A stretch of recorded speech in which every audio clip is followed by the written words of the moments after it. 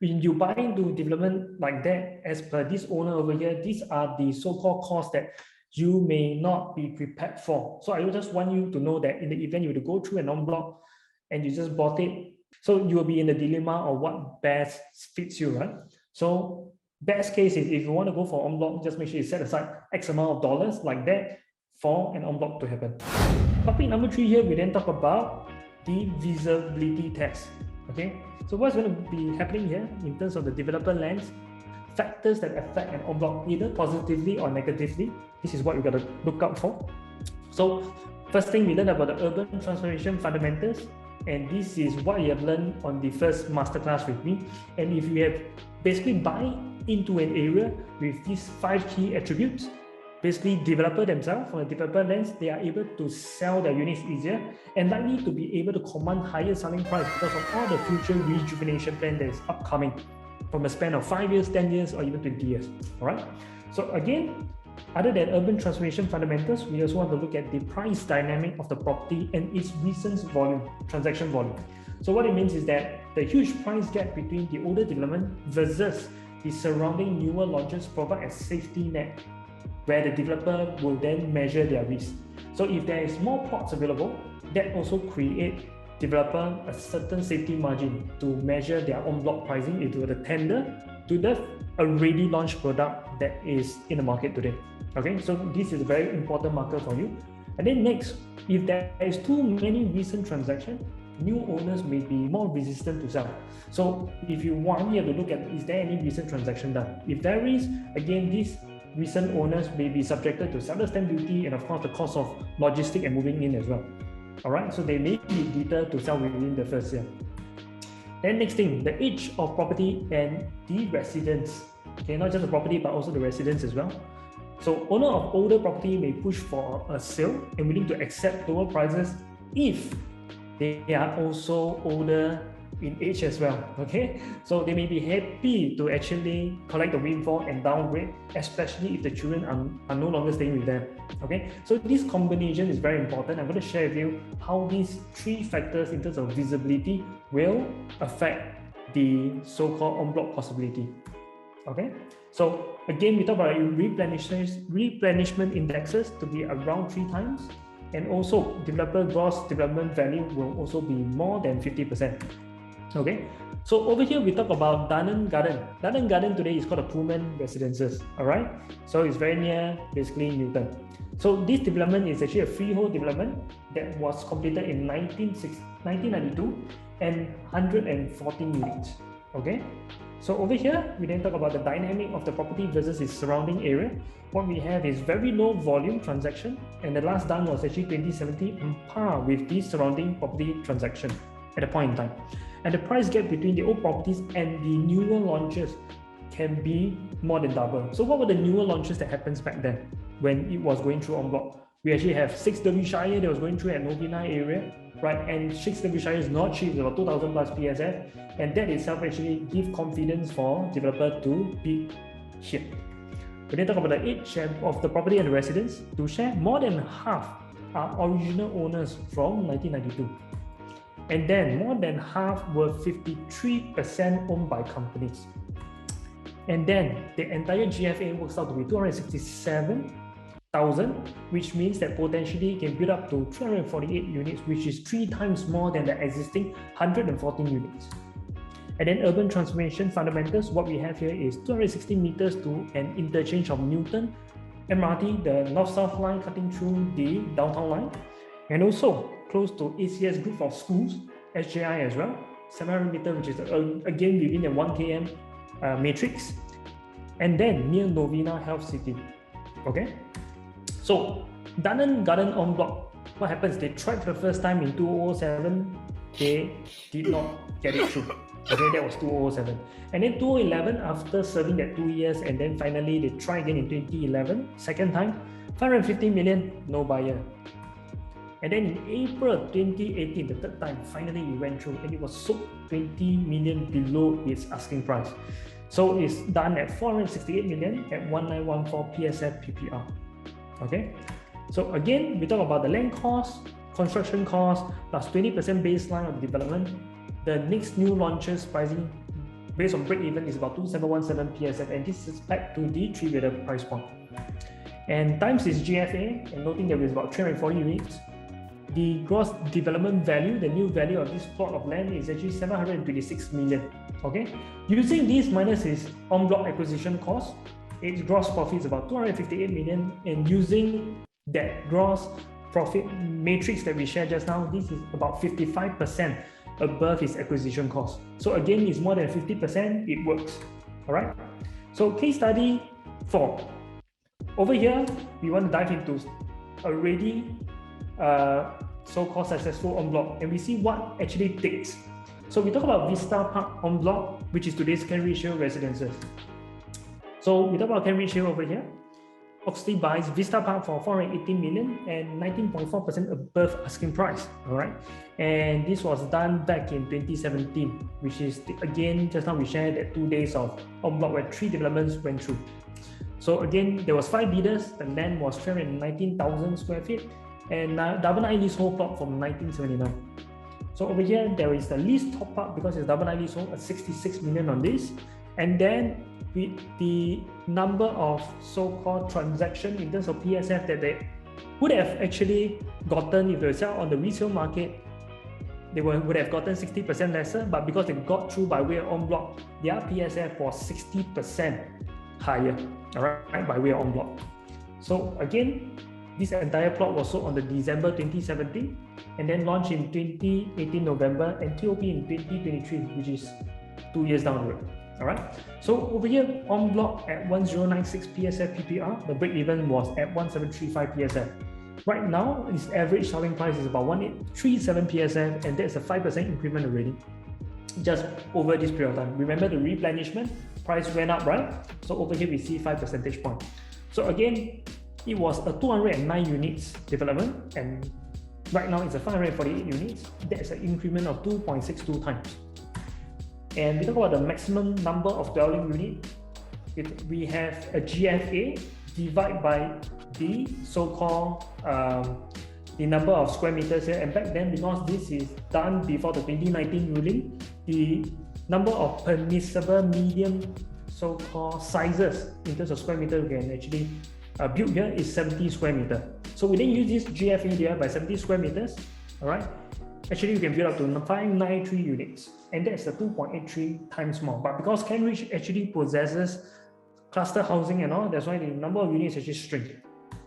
And then if you are under most areas in the rest of Central Region, outside Central Region area, you can actually build up to 488 units, dividing the 85 square meter rule. But if you are under the Pasir Panjang area from 2019 onwards, okay, your number of units actually drop all the way to 415 units. At only 1.98 more so-called times. All right, so you can see how this measure actually decrease the number of units that is able to build by the developer, and that itself actually increase the higher risk, because again they have to still maximize the full gross floor area with lesser units. That means building bigger units with higher price tag, and of course this is also subject to again whatever ABSD they need to pay in the event they can't fulfill the 2 qualifying certification rule. So Flynn Park en bloc, this is very interesting because this falls after 2019 in Pasir Panjang. That means what? It has to be 100 square meter ruling. Okay, and this caught many people by surprise. So again, we talk about Flynn Park. It's 1986 completed 72 units development. It's a freehold site. So the dynamic of the property versus surrounding areas, low transaction volume with the resale market, and the price is also on par with even older properties as well. Okay, newer launches in the area were about 1,007 to as high as 2,000 PSF, regardless of double nine or freehold. And then the age of property and its residents, we have more than half their original owners from 1986, and out of which this property is already 36 years old. And moreover, you talk about the GFA here is about 27,110 per square meter PPR. Okay, and if we were to divide by 100 so-called square meter, we can actually still build 271 units, which is quite amazing because of the land plot size. That means this land plot is actually underutilized. And that itself actually still equates to 3.7 times the unit, even though the increment of 100 square meter ruling is in place. So with that, urban transformation fundamentals also matters. The greater southern waterfront that we see, because it's just in front of the Pasir Panjang port. It's 350 meters to Pasir Panjang MRT, where Circle Line will come full circle in 2025. And also it's near Fairfield, ACJC, UWC, Dover, Prep School, and also NUS. And also, again, greater southern waterfront, One North, Maple Tree Business City, and also the Science Park as well, and Dover. So Flynn Park en-bloc pricing, to look at its first try, it was filed in June 2018. 362.8 million and no buyer.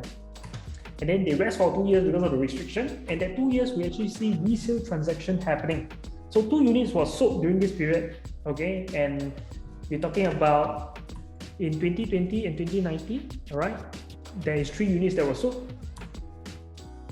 And then finally we went through an en-bloc just, again, right now we're in October, right? Okay, in October we went through that en-bloc. And it's sold above asking price by 9 million, 371 million, okay? And this itself, if you look at the, again, new launches price tag here, 1355 plus construction cost plus the baseline itself, 20% of the baseline. The next selling price is going to be around 2046, and this is based on break even, okay? So again, if we talk about this price tag, we go and multiply with its GFA over here, we'll get its gross development value, which is about close to 600 million. Okay, so you use 600 million minus its initial so-called acquisition cost of 371 million, we'll get a gross profit of 226 million, and that equates to about 61%. Okay, I do not know why my 61% did not came up. Okay, so it's over here 61%. Okay, so again, it is above the 50 percentile point for gross profit. So all these things have to make sense in order for a development to go en bloc. So again, Flynn Park en bloc timing, very important. We need to study the timeline as well when you go really deep. So we talk about, there is this guy, which is the last one that bought in at 2.65 million, okay? And his size is about 2,000 square feet, 1282 PSF. So Flynn Park, when was it gone en bloc? It gone en bloc in September, okay? So again, the en bloc price is 371 million, which also means we have 72 units, and most of the sizes are 2,000 square feet. So I'm just gonna divide on average, each unit should get about 5 million, okay? 5 to 5.15 million. So if you were to buy in at 2.65 million, you will need to incur certain costs. What is the opportunity cost here? We talk about 4% stamp duties, renovation cost of this size at least 150,000, and the totality adds up to 240,000 opportunity cost. So the cost of moving in is 2.9 million in total. And then when they talk about the en bloc happens from September, okay, this year, and of course his buying date in 2020 last year. It's a 15 months window, so he will be subjected to what? 8% seller stamp duty. So 8% seller stamp duty, he got a cough up on top of that on 5.15 million, and that will work out to be around 412,000. And he has no control on his exit, even though he will be, of course, smiling, because again, at the end of the day, you bought at 200 million and his en bloc is 5 million. So the opportunity cost here is 412,000 plus 240,000, which equates to more than 600,000. And this has to be paid out of your own pocket before the developer disperses you 2 years later, at least. Okay? So again, how are you going to find that 412,000? I have no idea. So when you buy into development like that, as per this owner over here, these are the so-called costs that you may not be prepared for. So I just want you to know that in the event you were to go through an en bloc and you just bought it, so you will be in the dilemma of what best fits you, right? So best case is if you want to go for en bloc, just make sure you set aside X amount of dollars like that for an en bloc to happen. So again, we talk about the next slide over here, the differential premium. Okay, and this is targeted at the latest transaction of Flynn Park, comparing to someone that actually entered 10 years ago in year 2010. Okay, so you see the differential in terms of PSF here is about 26% increment over the past 10 years. Okay, and very sad for the person who sold after holding on for 10 years, these 3 owners, because at the end of the day, they could have actually enjoyed their own block, right? Not just these 3, the rest beyond that 10 years difference, okay? So all these people actually miss out that so-called windfall. But Would you want to wait out 10 years just for 26% increment, which is barely hedging against CPF interest rate, right? Okay, so this is the story of 3 owners of unit number 01-03 of Flynn Park. So the first one entered at around, again, over here, you see the PSF, 405 PSF. Then the second one entered about 1,100, and the third one entered at about 1,200. Okay, so these are in windows of close to 10 years apart. And again, what's the implication? As long as you are a new owner or newest owner, you're likely to have paid more. Okay, and the more here is actually from 1999 to 2011. Okay, then again, we talk about as long as 80% agreement is reached, you have to sell to an en bloc. Okay, you have no power, you have no say, because what? It's a collective sales effort. And then again, how you weigh. If you are hoping for a windfall, how much premium is worth the trade? So that's the question you gotta ask yourself. Because at the end of the day, I don't want to tell you can do, cannot do, but the amount to set aside in the event en bloc were to happen, and it happens within the 3 years of you buying it, what do you need to basically put aside for? Okay.